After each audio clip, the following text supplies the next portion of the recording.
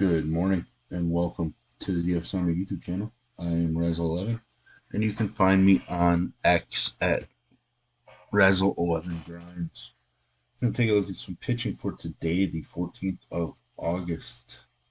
It is a Monday. We have an 8-game main slate. Looks as though we have zero weather issues upcoming. 14-mile-an-hour winds blowing out to right in St. Louis. Definitely intriguing. Out to left in Atlanta at just 7 miles an hour, but it is going to be 90 in Atlanta. By far the best hitting weather on the slate. So let's take a look at some pitching. At the top, we have Max Scherzer against the Angels. I do not see a line for this game where I'm looking. But Scherzer been pretty strong with the Rangers so far. Struggled right out the gate against Chicago, but then settled in and started to dominate. Was strong against Oakland, which we expect. The Angels do strike out plenty. Really just needs to worry about Ohtani. We know that Scherzer can allow home runs. Obviously, he did against Boston. He's given up 20 home runs on the road. I know this game's technically at home, but his home numbers were basically built on pitching in New York. He did obviously make one home start here, but so these splits are kind of tough to discern since he was traded to Texas. I'm perfectly fine with Scherzer. I don't really love paying $11K for him, but perfectly fine playing him in my pool this evening. Tyler Glasnow, as long as he is healthy. I obviously super in love with Glasnow and his upside. The big thing for the longest time was him going deeper in games because he wastes a lot of pitches trying to attack and get those strikeouts. He's gone 7 in each of his last 3 starts. Has not thrown in 2 weeks. Keeps having starts pushed back. Does worry me a little bit. Obviously, could come out early. May also be limited to the 80 to 85 pitch range. We're not really sure. But I actually absolutely love the spot. We know the Giants do strike out plenty. Tampa Bay's a minus 140 favorite. Gigantic ballpark. Total of just 7.5. All the boxes generally are checked with Glasnow. Minus the health. Seems to just always have something going on. Max Fried against the Yankees, a minus 235 favorite. Obviously, he missed much of the year, so he doesn't really have a ton of home road splits to work with. Obviously, he returned from the DIL and dominated the Cubs. I wrote up that I was a little worried about the Pirates matchup to see if he can back up his first start back with a similar performance. He was obviously making a return after 3 months, probably pretty amped up and pretty focused and wanting to dominate. Kind of a letdown spot last start. I think he probably bounces back a little bit here, and we see something between the Pitt and Chicago start as far as performances. So I don't have a problem going with him. Obviously, the talks about the weather blowing out, being warm in Atlanta. But I think there's plenty of upside against the Yankees right now. Darvish at home where he has been better. Hasn't been elite by any means. The strikeout rate is stronger at home. But he's given up more home runs at home, which is kind of shocking. Considering this ballpark is generally viewed as more of a pitcher's park. Has had 3 pretty strong starts in a row. 4 out of his last, or I guess maybe 5 out of his last 6. Baltimore obviously can be shut down. Seattle pitching staff did a pretty decent job against them. So I'm certainly okay with Darvish. I'm just not going to make him a priority. He is a minus 135 favorite. Game total of 8.5. Uh, so I'm, like I said, perfectly fine with him. Just not going to be a priority in my builds. I'm going to guess that he ends up in my pitcher pool, and it's probably going to be around a 15 to 20% play this evening. Merrill Kelly left last start with a cramp. Strong start against Colorado this season. Has been decent on the road. I'd say he's been a little better at home, but uh, let's see. Did his one start came in Coors, so he did make the start in Coors already this season. Uh, that makes me a little more comfortable with him. I was gonna have to dig into his career numbers in Coors. Um, don't see a line right now. I think we're still waiting on the official Colorado decision on pitching, or it could be about Kelly as well. But I think Kelly's perfectly fine, to be honest. Uh, Similar in to you Darvish for me today. Brady Singer taking on a Mariners squad that does strike out plenty. Uh, so I am always intrigued about K upside. It's been best at home. Set some solid starts. K's have come back down after a spike.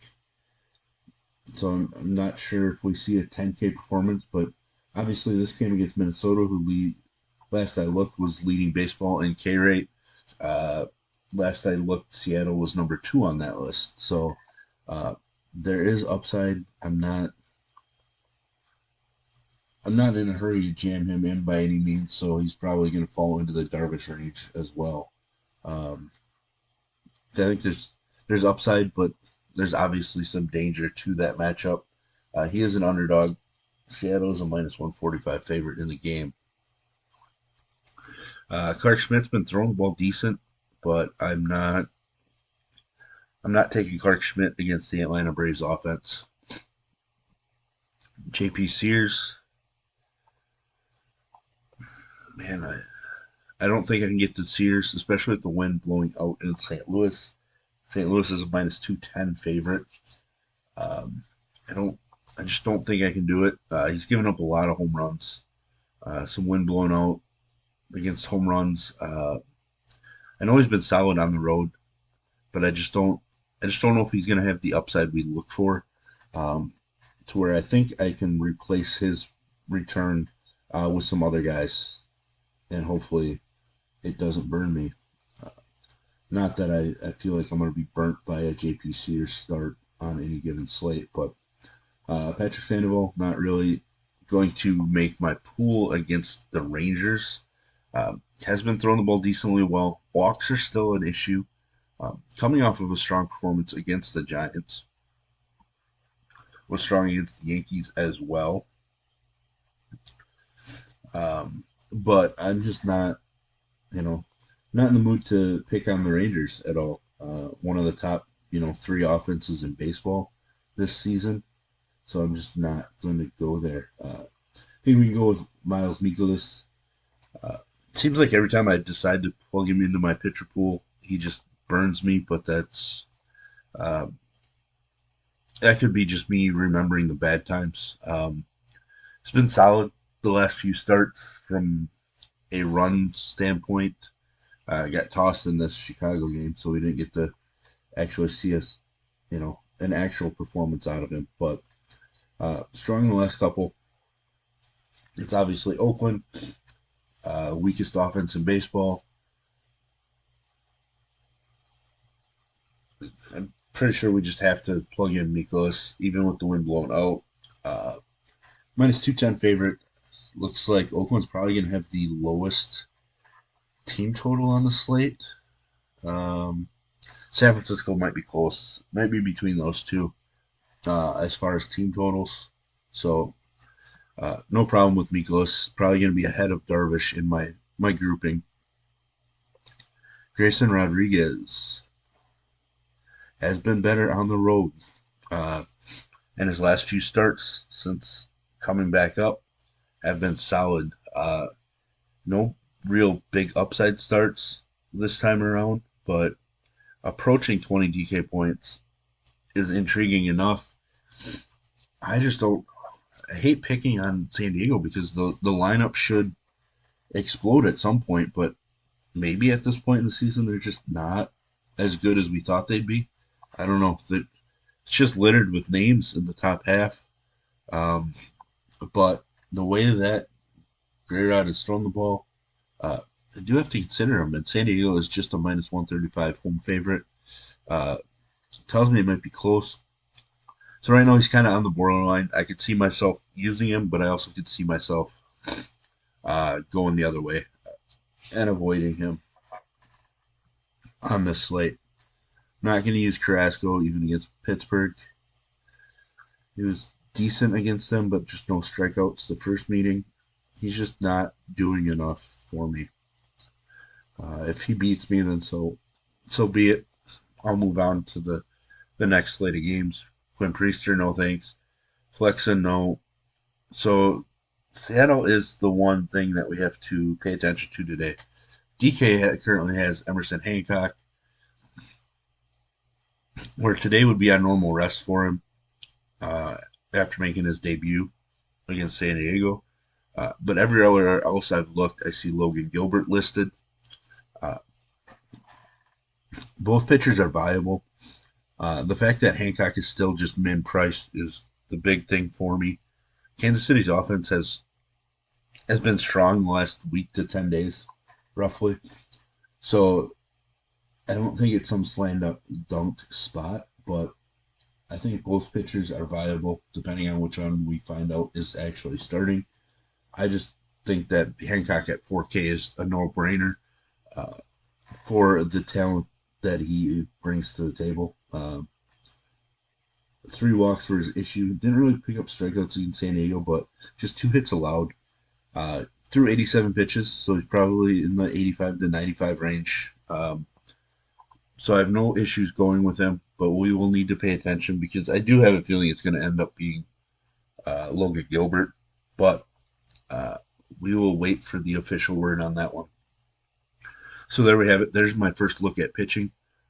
Rough idea of what my pitching pool is going to be by the end of the day. If you enjoy what I bring to you, please hit the like button, hit the subscribe button, turn the notification bell on to get the alert anytime we drop videos here at DFS Army. And if you want to join us, get access to the coaches, tools, notes, Discord, I'll put links in the description below. You can use promo code RAZ, R-A-Z, for 10% off.